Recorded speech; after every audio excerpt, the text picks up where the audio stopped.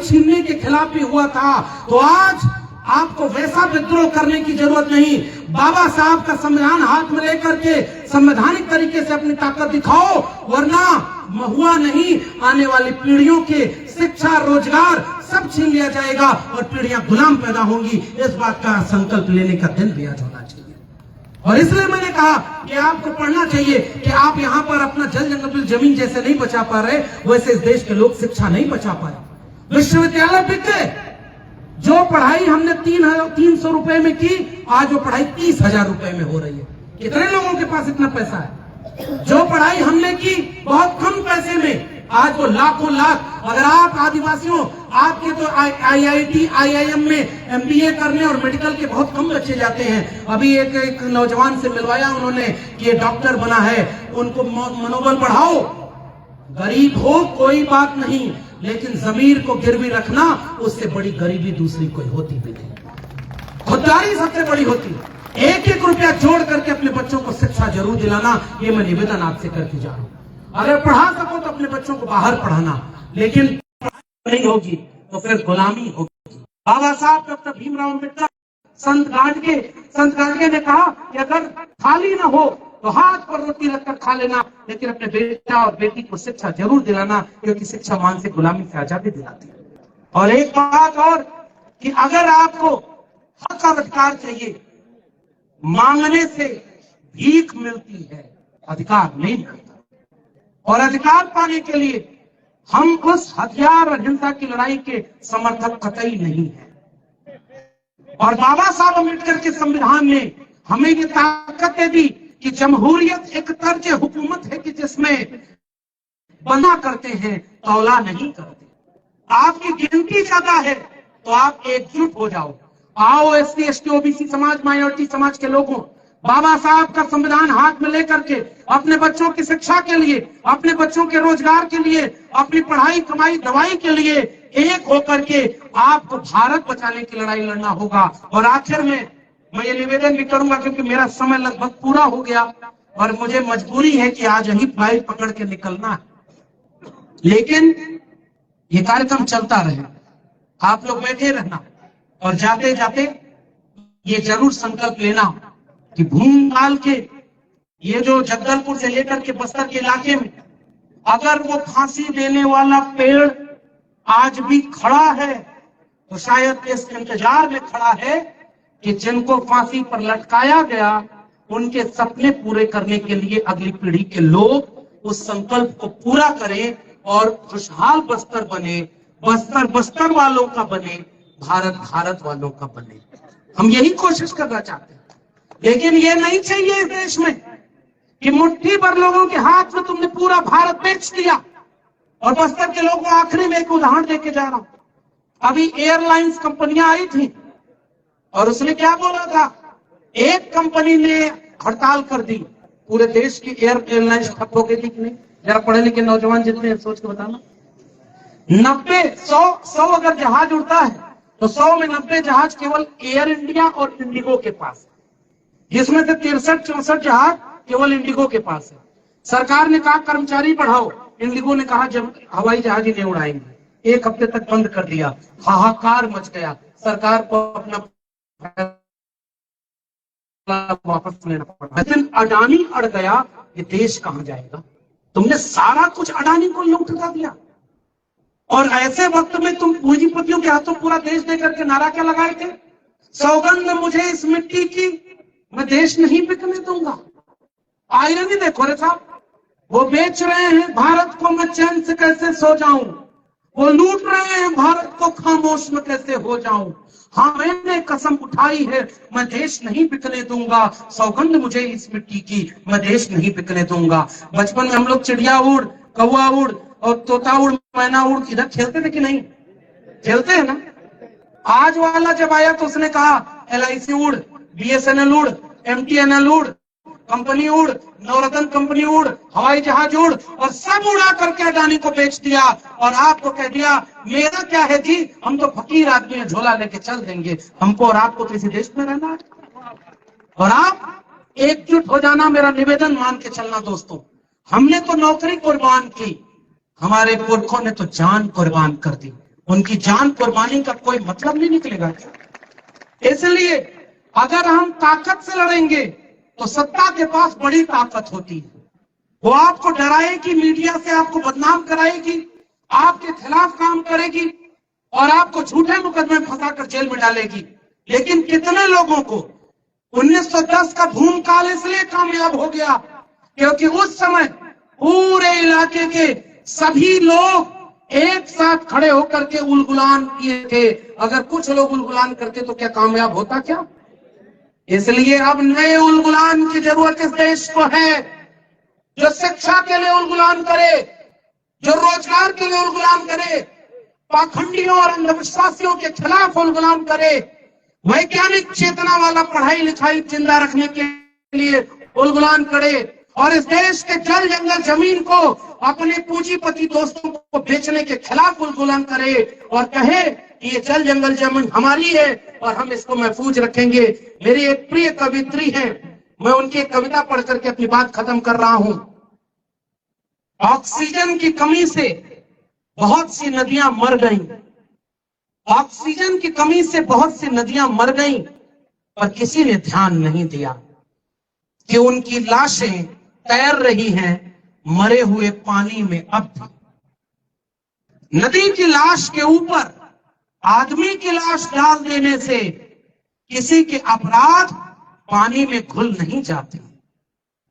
नदी की लाश के ऊपर आदमी की लाश डाल देने से किसी के अपराध पानी में घुल नहीं जाते। वे सब पानी में तैरते रहते हैं जैसे नदी के साथ आदमी की लाशें तैर रही हैं मरे हुए पानी में अब भी। एक दिन जब सारी नदियां मर जाएंगी, मर रही है कि नहीं मर रही? और अभी तो हमें किसी ने बताया कि उसमें से बालू निकालने के लिए नदी को ही रूपांतरित कर दिया, गांव के गांव डूब गए। दिल्ली को दिखाई देता है क्या? आपके मारे जाने, आपके लूटे जाने, आपके तबाह किए जाने का दर्द दिल्ली को नहीं होता। एक देश बनता तब है जब साझा सुख और साझा दुख हो। अगर मणिपुर में आग लगे तो केरल अगर झुलते नहीं, अगर लद्दाख में कोई पकड़ा जाए हमें दुख दर्द ना हो, अगर वो यूपी में कोई दंगा हो, बस्तर सजग न हो और जगदलपुर की लड़ाई से झारखंड एक न हो जाए, हम सब अगर एक सुख और दुख में शामिल नहीं होंगे तो कैसे फिर देश बनाओगे? किसका देश बनाओगे? अपनी जमीन बचा नहीं पा रहे। दिल्ली में जहां रहता हूं उतना जहरीली हवा थी, दूसरे की सरकार रहती तो ये सब लेकर के सड़क पर उतर करके डांस करते रहते थे। बहुत हवा जहरीली है क्योंकि विपक्ष की सरकार है, और जैसे ही उनकी सरकार बन गई वही जहरीली हवा पवित्र वायु बन गई और उसी में कोई बाबा लेकर आके कह रहा है सांस खींचो सांस छोड़ो और योगा करके सबको बीमारी ठीक कर रहा है। ये जितने एक आया पाखंडी कह रहा है कि गौमूत्र में हल्दी मिलाकर पियो कैंसर ठीक हो जाएगा, अपने बीमार हुआ तो थर्मामीटर लगा करके पैरासीटामोल खा के ठीक हो रहा है। तुम किसको मूर्ख बनाते हो? हमें कुछ नहीं चाहिए तुमसे, जो हमारा है वो हमारे पास रहने दो। मैं चाहता हूं कि प्रकृति कुर्बान हो जाएगी तो हमारे बच्चे क्या कहेंगे? तुम हमारे लिए कोई दुनिया छोड़कर नहीं गए, तुम शिक्षा नहीं छोड़ के गए, तुम संविधान नहीं छोड़ के गए, तुम कुदरत को छोड़ के जाओ। तब जैसे आपने कविता में कहती है, एक दिन जब सारी नदियां मर जाएंगी ऑक्सीजन की कमी से, तब मरी हुई नदियों में तैरती मिलेंगी सभ्यताओं की लाशें। नदियां ही जानती हैं उनके मरने के बाद आती है सभ्यताओं के मरने के बाद। इसलिए मैं आपसे गुजारिश करके जा रहा हूं, ना कहां इस देश और दुनिया को रहने के लिए पर्यावरण बचाना था। आज भी भारत का नक्शा लेना, एक नक्शे में खनिज संसाधन लगाना, एक में पर्यावरण और जंगल लगाना, तीसरे में आदिवासी लगाना, और तीनों नक्शों को जब एक पे रखोगे तो जहां जंगल है वहीं आदिवासी है, और जहां आदिवासी है वहीं पर्यावरण सुरक्षित है, और जहां आदिवासी है वहीं खनिज संसाधन सुरक्षित है। मुझे यकीन है कोई आदिवासी आपसे ये नहीं कहता कि विकास मत करो, लेकिन कोई आदिवासी ये नहीं चाहता कि विनाश हमारा करो और विकास अपने दोस्तों का करो। ऐसा विकास हमें कबूल नहीं है। इसलिए हम आपसे गुजारिश करते हैं, हाथ में हाथ मिलाने का है और ओबीसी समाज के जितने लोग यहाँ आए हो, आपकी भी संस्कृति वही, भाषा वही, आपका भी दुख दर्द वही, तो आपका भी संघर्ष का नारा गुनगुनान होना चाहिए। और छोटी छोटी बातों में कभी उलझना मत। अगर तुम्हारी तादाद ज्यादा है तो नाक छोटी करना, दिल बड़ा करना। जीतने का ये हुनर भी आजमाना चाहिए। जंग कर भाई से हो तो हार जाना चाहिए। अपनों से मत लड़ना कभी, और हर कमजोर की ताकत बनकर के खड़ा होना। आप एकजुट होगे तो बाहर से कोई आपको लड़ा कर कमजोर नहीं कर पाएगा। और नौजवानों को कहूंगा, कलम और किताब हाथ में रखो। वो तुम्हें तलवार बांट रहे हैं, हम कह रहे हैं बाबा साहब अम्बेडकर के संविधान पर चलकर कलम और किताब हाथ में रखना, तभी आने वाले समय में बचा पाओगे। और यह आखिरी लड़ाई है। अगर संविधान हम नहीं बचा पाए, अगर जल जंगल जमीन हम नहीं बचा पाए, अगर शिक्षा नहीं बचा पाए, वैज्ञानिक चेतना नहीं बचा पाए, पर्यावरण नहीं बचा पाए, आने वाली पीढ़ियां 25 साल बाद, 50 साल बाद पूछेंगी, तुम तो गुंडाधुर को याद करके भूमकाल दिवस मनाकर शान से कहते थे कि हमारे पुरखे फाइटर थे, लड़ गए। और तुम्हारे सामने संविधान खत्म हो रहा था, तुम्हारे सामने जल जंगल जमीन लूटा जा रहा था, तुम्हारे सामने शिक्षा बर्बाद की गई, तुम्हारे सामने पूरा देश कुछ लोगों के हाथों बेच दिया गया, तो तुम क्या कर रहे थे?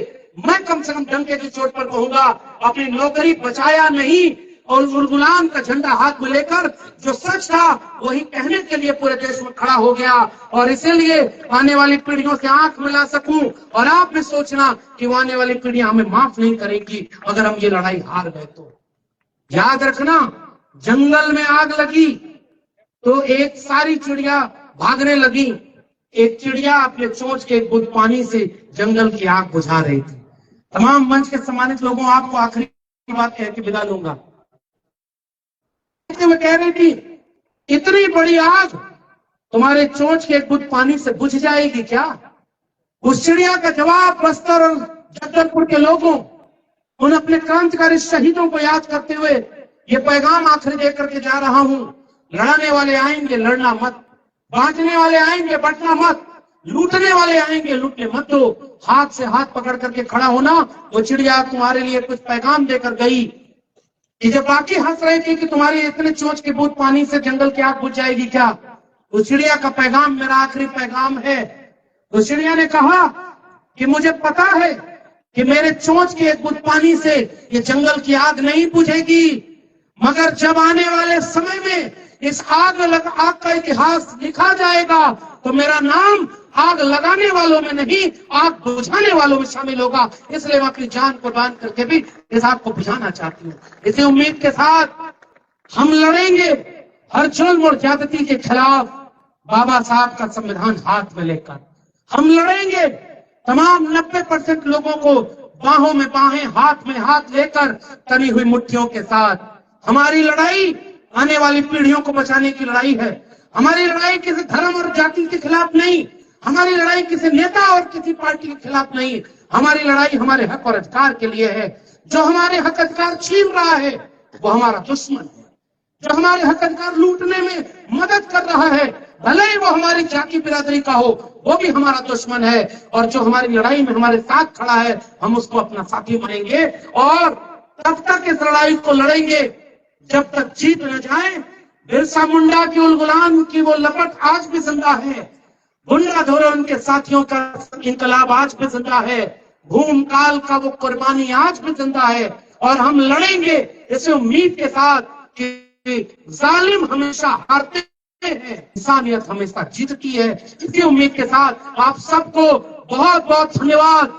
जय भीम, जय मंडल, जय संविधान, उल गुलाम जिंदाबाद, इनकलाब